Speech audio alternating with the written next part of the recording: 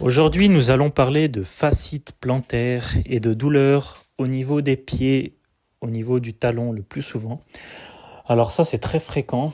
Souvent, les gens, quand ils ont mal en dessous du pied, au niveau du talon, ou ça peut être devant, c'est-à-dire au milieu du pied, ou même beaucoup plus devant, jusqu'en arrière des orteils, on peut avoir des douleurs dès qu'on va poser le pied le matin. En fait, dès qu'on se lève, on va poser le pied. Aïe, ça fait mal, soit au talon, après c'est pas, soit devant. Après, ça peut être aussi en pleine journée, hein. Dès qu'on va marcher, on va avoir mal.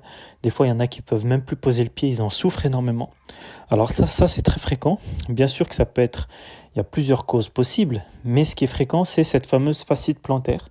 C'est quoi? C'est qu'en dessous le pied, en fait, on a ce qu'on appelle l'aponévrose plantaire. C'est comme une membrane. En gros, c'est comme un tendon, on va dire. C'est pas un tendon, mais c'est comme une membrane fibreuse.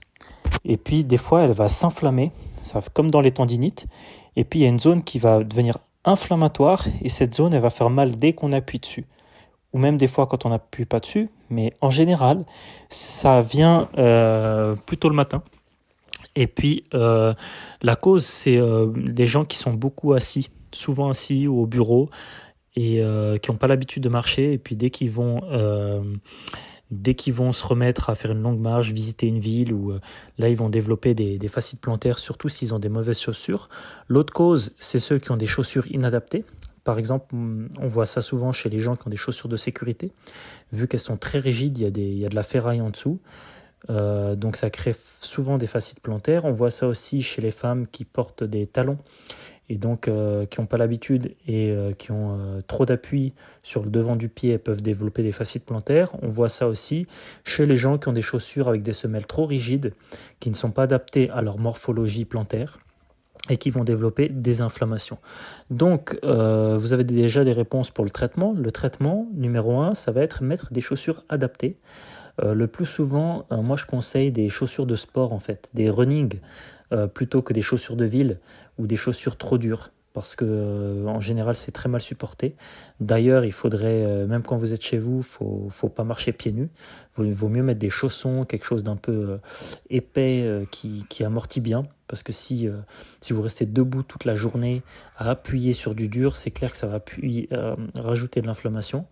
Voilà. Sinon, il faudrait acheter des semelles spéciales.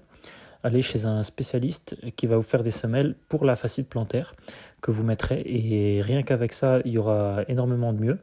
Et puis, bien sûr que ça suffit pas. Il faut faire des étirements. Donc, vous tapez sur Internet, sur Google, fasciite plantaire étirement.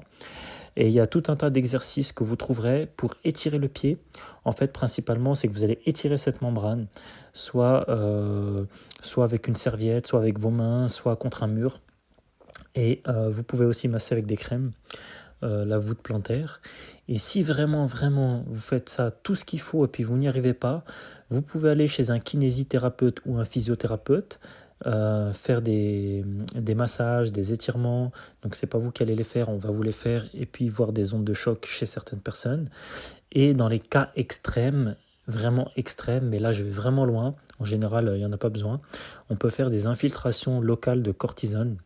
Ça c'est vraiment quand on n'en peut plus, ça fait assez mal par contre, et ça marche assez bien.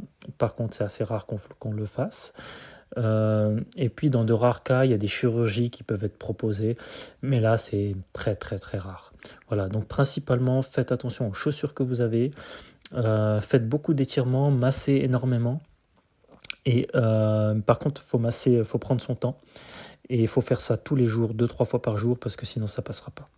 Voilà, j'espère que cela vous a intéressé. Si vous avez des questions, n'hésitez pas. Bonne journée ou bonne soirée.